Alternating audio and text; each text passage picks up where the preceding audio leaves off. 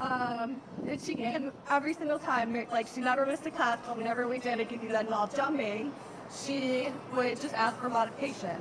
I'd give her a modification, we would keep going, and then one day we were chatting, and she's like, well, you know the reason that I don't jump in your class seats, but you know, I'm like, okay. And then I was like, do you want to tell me more about this? And she's like, oh, I've had 3 kids. It's fine. Yeah. No, well, and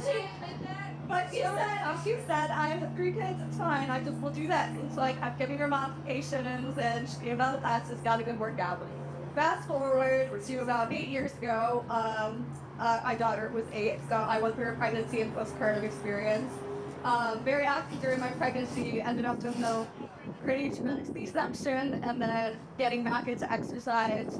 I realized I didn't really have the skills to rehab before. I knew a ton of core exercises, and I didn't really know what was good for that. So I started talking to a lot of physical therapists. I went to physical therapy myself. I'm a core therapist, and then I really just started getting as much information as I could on the core. The core was from Australia, and France, and England, and all the places that are slightly more advanced and all the are.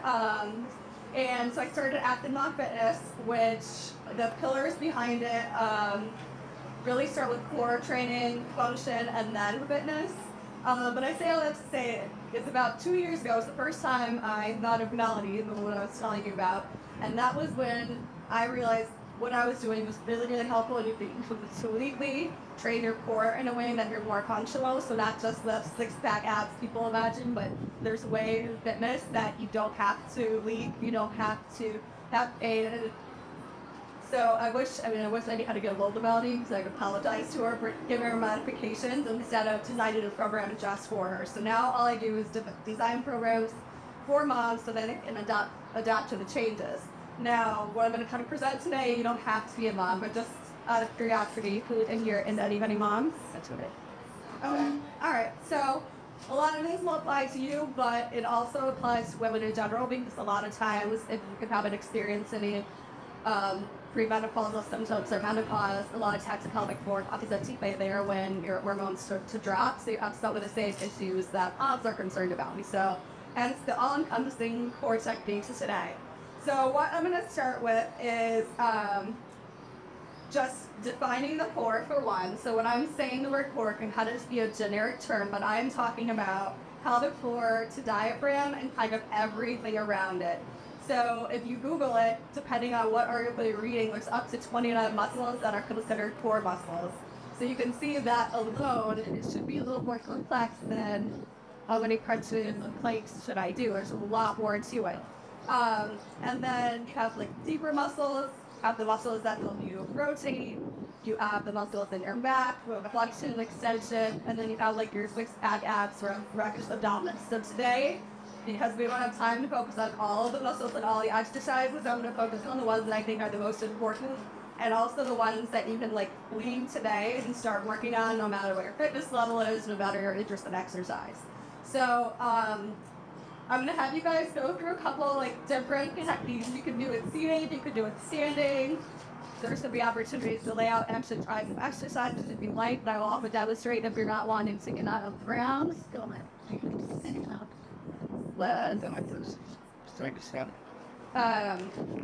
So probably that, so I might give it being in for that, no, that will lose up. Yeah, so do you can make that better? You can make it better. There's 4 different degrees with prolapse. The first 2 are a little bit lesser, so for those of you that don't know prolapse, there's different kinds, but it's basically when something that's inside your body starts to come outside of your body. So it can be a rectal prolapse, it could be vaginal, it could be bladder, and so a lot of times you have that after having a baby, but it could also happen to other people for other reasons. But if it's kind of those first 2 degrees, 4th degree is the worst one, where it's like all the way out, and you might need other interventions. But the first 2, exercise and show. And that to little kids of pushing you in the advanced. Yes. Well, and also, so the reason why this kind of applies to everybody, and not just moms, is statistically 50% of women will have some form of incontinence, and 80% will have some type of back pain. And then, like you said, a lot of athletes, like the French gymnast team 1 year, everybody added continence. So there's a lot of problems, and that is because your pelvic floor muscles should be a part of your core training. So I'm going to have you guys activate a bunch of different muscles now. I personally like to do it standing, but you are fine sitting and you like, but if you feel like standing with me, we'll start with just the diaphragm. So the feeling of your core is the diaphragm, and breathing is really important because that's going to control where the pressure in your core is. So your core, so if I'm picking up something heavy, and if you've ever picked up something really heavy, you might kind of and try to kind of stabilize. That's because you have pressure here, and your force job is to maintain that pressure so you don't fall over or so you don't collapse picking up something heavy. So the diaphragm is the breath that manages that. And I will tell you right now, there's nothing against yoga, there's nothing against meditation. My background is a little more on the strength side, so when I'm talking breathing, it's very functional to integrate other muscles. So I'm going to have you put your hands kind of on the side of your ribs, and I want you on your inhale to try to shoot air into your hands versus up into your chest. So just take a couple breaths. And so right now you're focusing on that inhale. Every time you're inhaling, try to send air into your ribs rather than up. They're picking your belly for now? You are, yes. So that's our next step. So that was the breath where you're trying not to, like that. Now I'm going to have you find your hip bones. You're going to kind of slide your thumbs in from there until your thumbs are on your belly button, and then you're making this triangle with your fingertips. And so I want your thumbs and fingers to be touching. So now when you inhale, I want you to try to separate your fingers. That will be your dance. So inhale, right in those fingers. That means you're probably holding air into this mind kind of some art. And then on your exhale, I want you to bring those together again. So your belly button goes towards your spine. And then you inhale, separate. Say come. Yes. And then, let me tell you, sometimes I work for like 3 weeks, people just to get the breathing, because sometimes it's opposite of what we're doing. And then exhale, bring them back together, and if your abs are really strong there, they might even kind of overlap, might start to cross a little bit. So what that was doing, so we did the diaphragm up here, that breath and that muscle that's kind of pulling your fingers together, that's your transverse abdominis. So that's your deepest abdominal muscle. That's the stabilizer, and honestly, that is one that is very age-resistant, pregnancy-resistant, postpartum resistant. If you can keep that strong, that's half the battle to do, like, aches, pains, pelvic floor stuff. But the challenge is you want to coordinate that with the breath. So a lot of people can expand their belly, but they're sucking and doing it the wrong way. That is like your takeaway number one. Like, get that down from a stationary position, but I'm going to show you how to incorporate it with movement as well. And you actually have 10 minutes I out. was like, that went really fast. You don't know much, man. I was like, I know what I'm talking about. Okay, good. All right, we can slow it down a little bit. Thank you. All right, so we did the diaphragm, we did the transverse abdominis, which is your deepest muscle. Again, anybody, no matter what your health condition is, you can strengthen that muscle. You don't have to have a good back, strong outer abs to do that. Now the pelvic floor is a trickier part. How many of you guys have done Kegels before? Okay, so you have a pretty good idea of what that feels like then. All right, so then what we're going to do now, I'm not going to be able to tell you you're doing it. You're going to be feeling it in your head. But I'm going to add it with a little bit of movement. So I like to do it with a wider stance and a squat. So I want you to forget about the diaphragm and deep abdominals. We're just going to focus on the pelvic floor. So your pelvic floor goes from your pubic bone to your tailbone. It acts as like a hammock. Picture a hammock. It supports your organs. So that's where prolapse comes in, and it's not strong enough to support your organs. It also is responsible for continence. So back to Melody, who would feel little when she jumps. That kind of impact, you need more strength in your pelvic floor so that you're not needing a little bit. It helps with orgasms. So there's a lot of different functions, a lot of good reasons why we should have that be strong. And estrogen very much plays a role in what happens to those tissues later. They get a little weaker in tone, and that's why in menopause you start to have issues there. So I'm going to have you guys try to activate it now. We're going to do, and this could be whatever kind of squat you feel like. You don't have to go super low, but I'm going to have you inhale as you go down, and you're going to imagine that hammock relaxing, going to touch the ground. And on your exhale, you're almost trying to flip the hammock like the wind kind of blew it up, and you're pulling it up towards your belly button. And I'm going to give you kind of some weird cues here. I know we just met, but I'm going to try to give you some cues to help you activate it. So you're going to keep going. You're going to inhale. You're going to imagine there's a blueberry on the ground that you're trying to pick up with your vagina. You're going to pick it up, but you don't want to burst it. So put a gentle lift. You're taking it all the way up to your belly button. You guys got the blueberry? All right, we're going to set it back down on the ground. Now there's a spaghetti noodle. We're going to suck the spaghetti noodle up with your vagina. You're going to hold it up there. Hold, and then you're going to let it back out. And then one more time, we're just going to come on up. Now, obviously, I can't tell if you were doing it. Like bicep curls, I can be like, yeah, you got it, you're doing it. With pelvic floor, I can't tell, and I think that's why a lot of fitness people leave that out, but it's very much a muscle that should be trained. How many of you guys felt that you could get it lifted a little bit? Sort of? Yeah. So, the blueberry, yeah. Getting it out. The letting it out can be the hard part. And honestly, half the reasons people have problems like after having the baby is because they don't know how to relax the pelvic floor.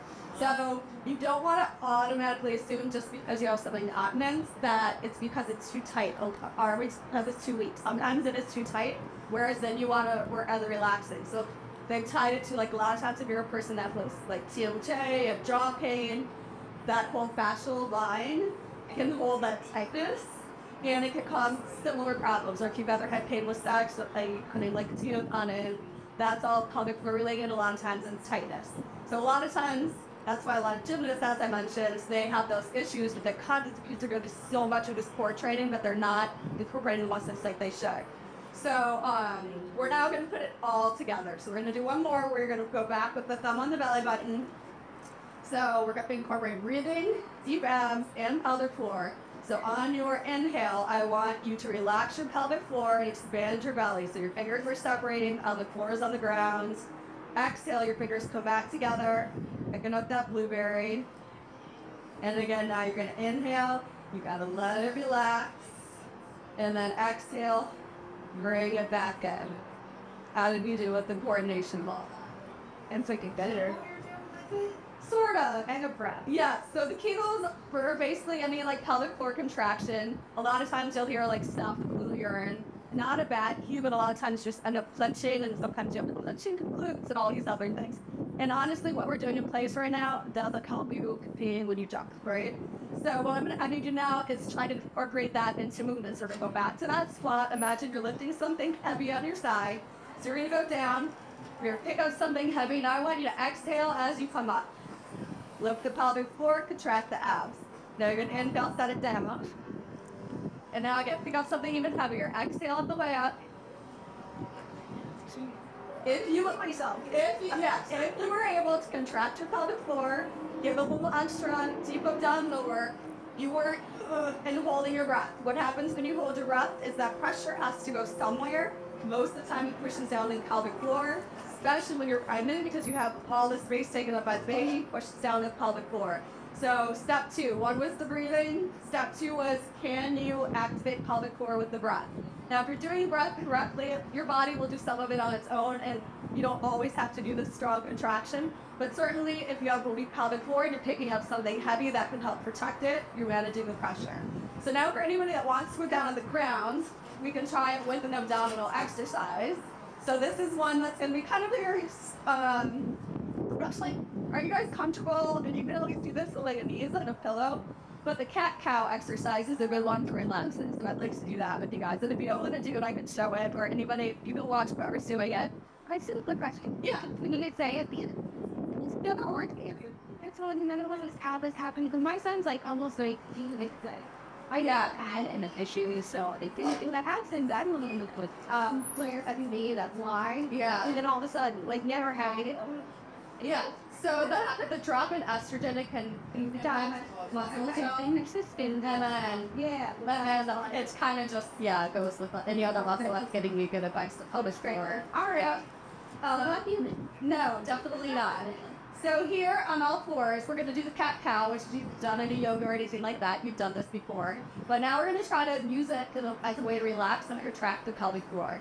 So right here, you're going to drop your belly. You're going to look up so everything's totally relaxed. In this position, your pelvic floor is very much lengthened. So it's a good way to feel it relaxed. On your exhale, you are going to arch and pull your belly button toward your spine. Lift your pelvic floor as you round your back. And then on the inhale, again, relax the pelvic floor, look up towards the ceiling. Exhale again, lift, draw the belly button, contract the pelvic floor. And last time, go ahead, inhale, release. So this right now, pelvic floor ideally will be relaxed, which can be, again, really hard for some people if you tend to be that person building tension. So now I want to try to hit the deep abdominal muscles for anybody that's willing to go on your back. You are going to go into a tabletop position.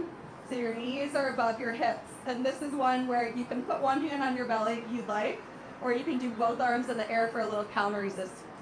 So what you're going to do is, I'm going to stand just so you guys can all hear me better. And first thing is make sure your legs are about hip distance apart. And then you want your knees directly above your hip bones. And even from that position, you should start to feel your abs wanting to work a little bit.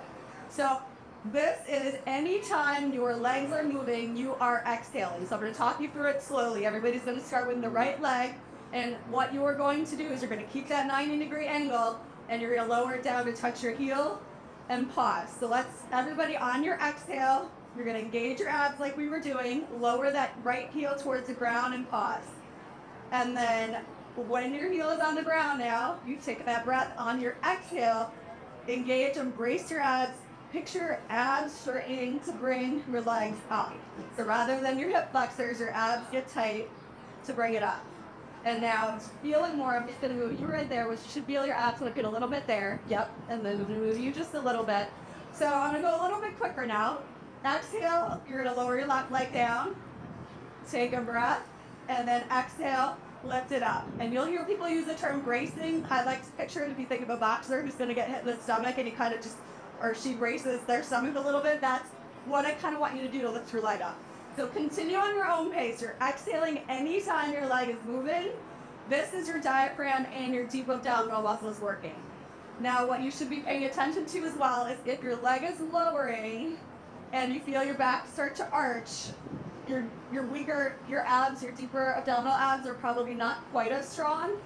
And that's okay. Your back doesn't have to be flat, but you just don't want it to change position. So there's a lot of variations of this. I think it's just in the middle of the road one, where most of you should be able to feel it.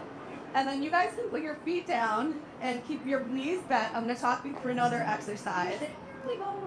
You can. So that would be a little bit more of an advanced version. But I will say, if you get really good at feeling your abs, you can do the most basic exercise and still feel it. Because I'm teaching people all the time that first one I just feel right away, and that's honestly your goal. Is anytime your legs are moving, you want that deep abdominal muscle to kick in. So your legs are moving, it should have instantly kicked in. It takes a little practice. So we haven't talked about the back. We're going to end with the back exercise because, again, that's this 360 here. So with your feet flat on the ground, I'm going to have you lift your hips into the air. And this one, the breath is a little harder to coordinate. We do a little less new. Yeah. And then, so a lot of these, I picked kind of common ones, but the trick is, can you coordinate the muscles? So right now, I don't want you to hold your breath, but I just want you to breathe normally. I want your shoulder blades on the ground, and you're going to do a bridge march. So you're going to lift one leg, your knee's going to come above your hip bone again, and then you're going to try to control it back down without slamming your foot, and then you're just going to lift the other leg. So you're going to march your legs, knees stop above your hips, that's your hips in the air for this one. Yep. And you should feel the small muscles along your spine activating. Those are your other deep stabilizers. So now you're having pelvic floor, transverse abdominis. These are called your multifidus muscle. Yeah. So if you feel shifting, this is a great one because I love it as a benchmark. If you do this one and notice, hey, I don't shift anymore, you know that your core has gotten stronger. It's a good benchmark. So you feel a bunch of muscles. Yeah. So I know my time is almost up. It is up. So what I want to end with is just letting you know that you can very much, we don't have to be in a place where we accept what's happening to us and have to feel weak and have to have backaches and incontinence. You can train your core the right way. But it all starts with that breath if you want that number one starting point. My Instagram is @ActiveMomFitness because I feel like I always have way more to say. So if you have specific questions, because I kind of rushed through the ends, @ActiveMomFitness, you can just DM me. I do have a card that I can give you as well. But I'd be happy to answer any other questions. And I have a couple core handouts that I can send you the links for. So practice the breath. It's not just about the muscle strength, it's about how they coordinate, and that is how it's been a strong core no matter what stage of life we're in. So even if you don't have that six pack, you can be stronger than I'm going to six pack. I'm going to get fixed over those spots. I'm very glad to that. Here's the thing.